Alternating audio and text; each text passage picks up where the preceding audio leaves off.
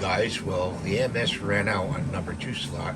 We're going to see if it goes to number 3 slot, so stay tuned. Okay, it paused and we have to put a filament in the slot 2, so that's what we're going to do. I'm going to hit resume, okay, and it should be rectified. Load that slot 2 we just filled white. I'm going to hit resume, okay, and it should be rectified. Load that slot 2 we just filled white. Finish, continue, and it's loading the second spool. That's what I want to show you today. Thanks for watching.